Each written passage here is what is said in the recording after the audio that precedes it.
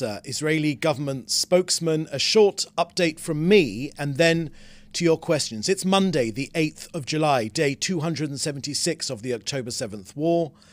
Firstly, our hostages. Hamas still holds 120 hostages. These hostages, men, women and children, the elderly from 24 nations, are enduring horrific abuse for 9 months now. Last week, I reminded you about Yusuf al-Zidane, 53, and his son Hamza, age 22, Israeli Bedouin Muslims taken hostage 9 months ago. Today, I want to remind you that Romi Gonen, aged only 23, is also still there. She's sweet-natured. Her family call her funny, a talented dancer and choreographer, and a medic and a guide for the scouts. Look at her, please. Say her name. Romi Gonen, 276 days now. Israel will not rest until all 120 are brought home. Hamas are eliminated together with their terrorist threat to Israel, and we will return our residents securely to their homes in the south and in the north. Now to sad news of IDF's casualties, 680 since the start of the war. Major in the reserves Itai Galea was 38 years old, and from Ramat Gan he fell fighting in the north of Israel. Staff Sergeant Eyal Mimran was only 20 years old and from Nes Ziona. He was killed in battle in northern Gaza. And Major Jala Ibrahim was 25 years old from the Druze village of Sajur. He fell in battle in the south of Gaza. There are no words of mine that can assuage the pain of their parents and their families. We embrace them and those dear families who have lost their precious heroes, sons and daughters in this war for our very existence. The price of war is heavy and painful. Each casualty is a world unto itself. May their memories be a blessing forever.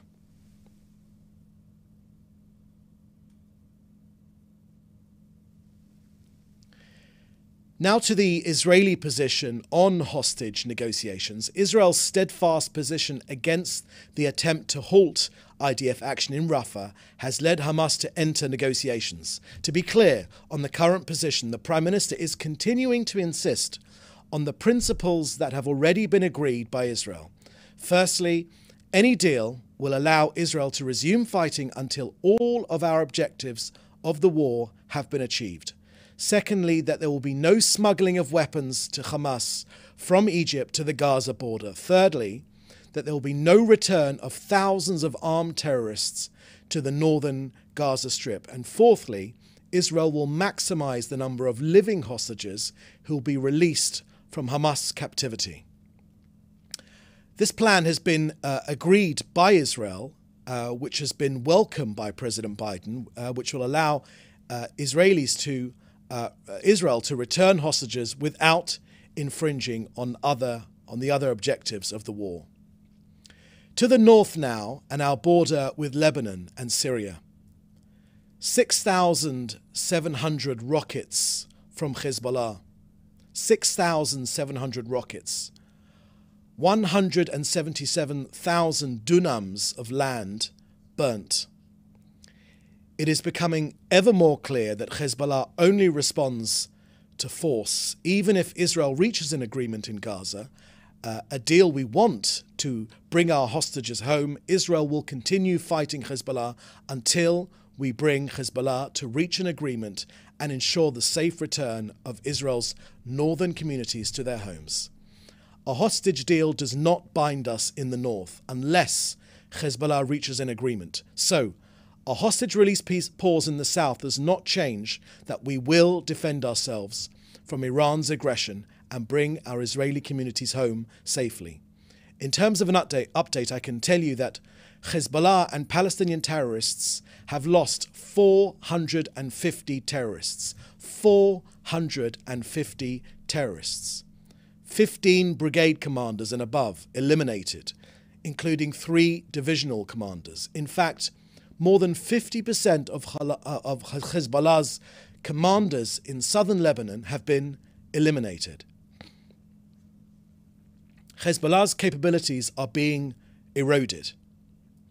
Now to COGAT and an update on their work coordinating aid into Gaza over the last 24 hours. Yesterday, 272 trucks carrying humanitarian goods went in, 238 via Kerem Shalom and 34 via the Erez crossing.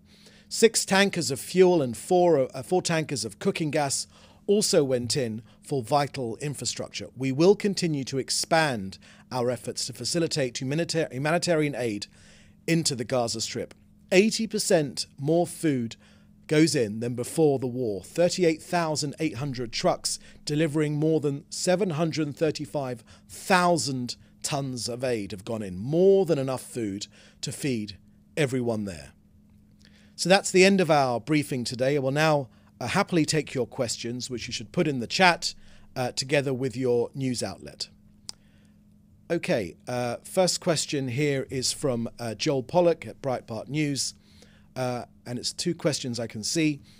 Is there a sense in Israel that the public is exhausted from war and therefore willing to compromise? Thank you for that question, Joel. I can certainly confirm that we are exhausted with Hamas's deadly aggression with us, but nothing will stop us, nothing will slow us down, nothing will keep us away from our objective to destroy this terrorist organization. Our armed forces are determined, they are expert, they are determined, they are having great results, taking out the terrorists and also finding our hostages and leaving no more room for maneuver for Hamas to do anything but to return to the negotiating table to try and agree a hostage release pause.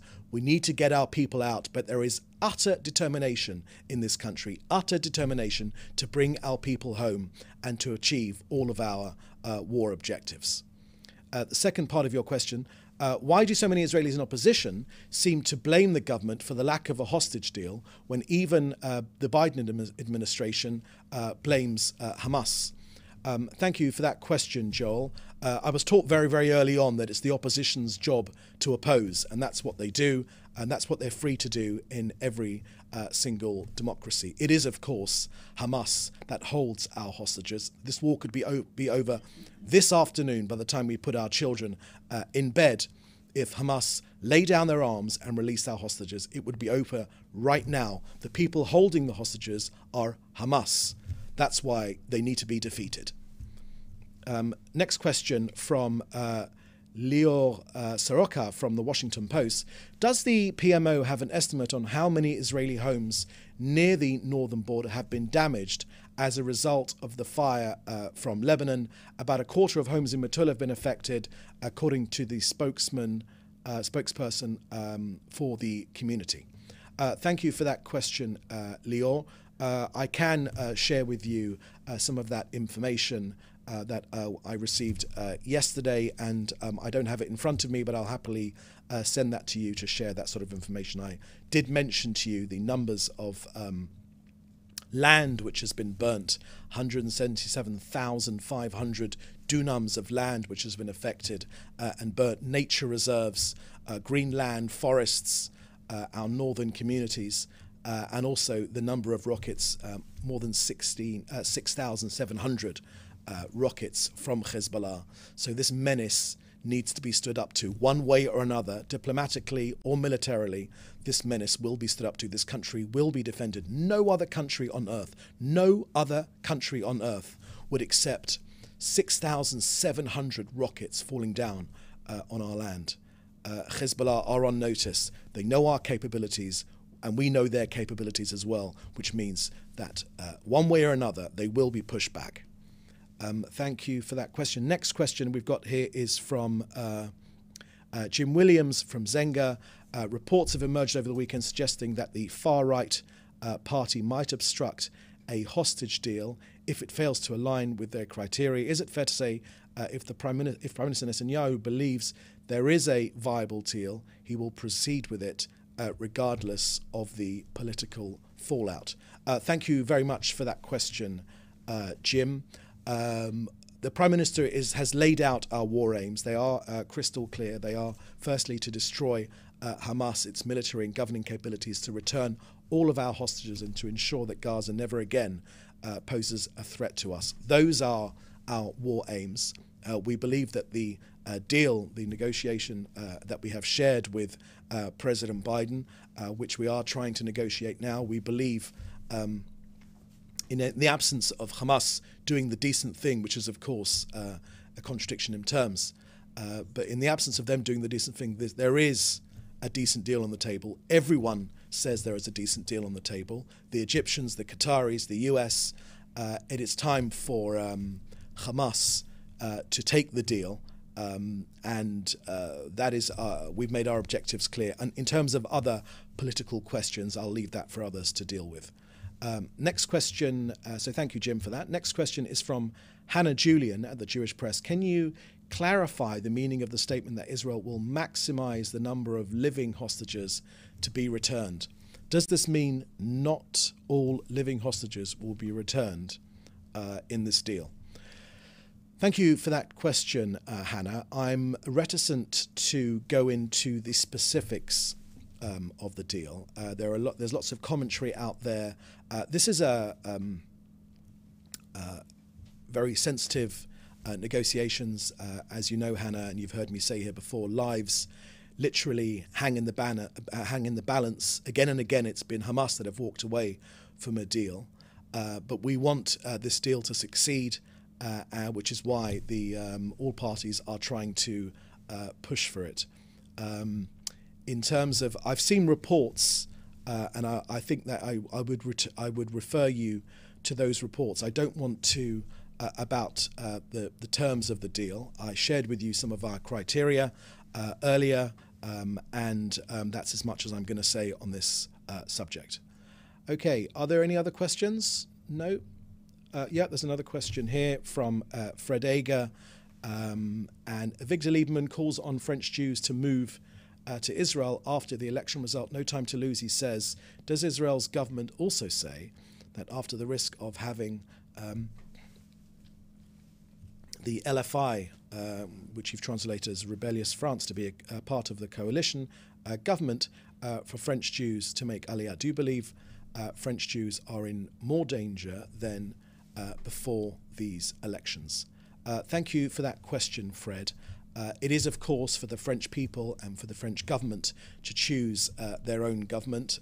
They had their second round of elections yesterday, and we'll leave it at that. We have, of course, seen many reports of anxiety amongst France's Jewish community, which numbers at least 500,000, and I'll leave it at that.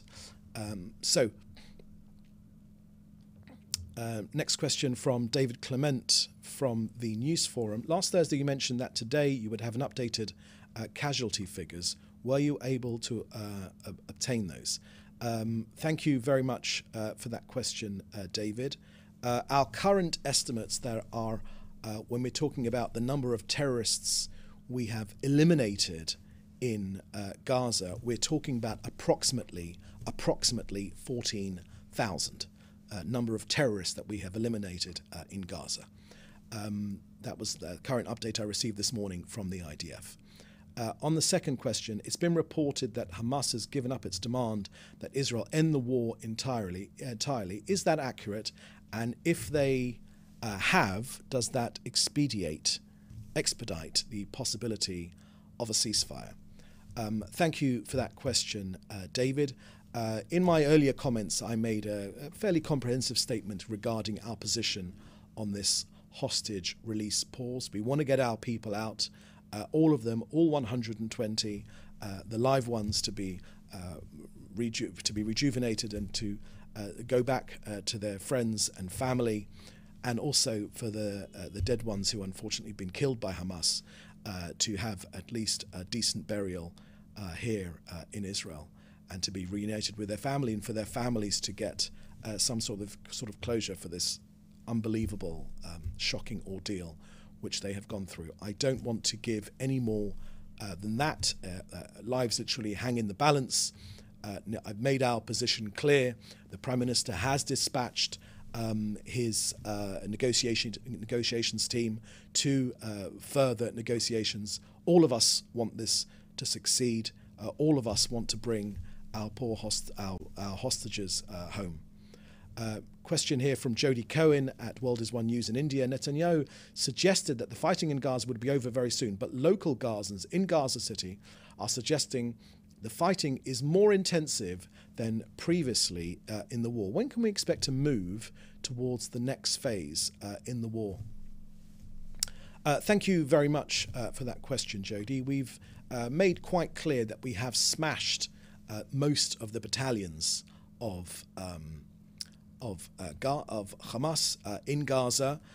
We have smashed them as a fighting force that is able to coordinate their activities. But we do know, of course, that many individuals from Hamas are regrouping in other areas.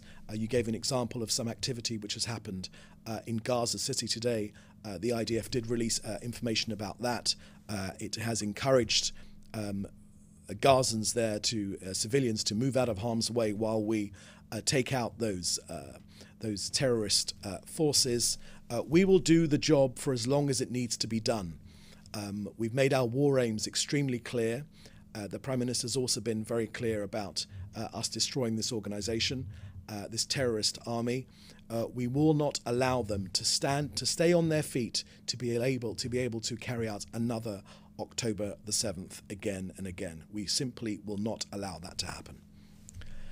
Okay, was there one more question at the top? Can you just scroll to the top for a second? And no, I think we've dealt with all the questions. Okay, so that was the last question, my friends. Thank you for joining us.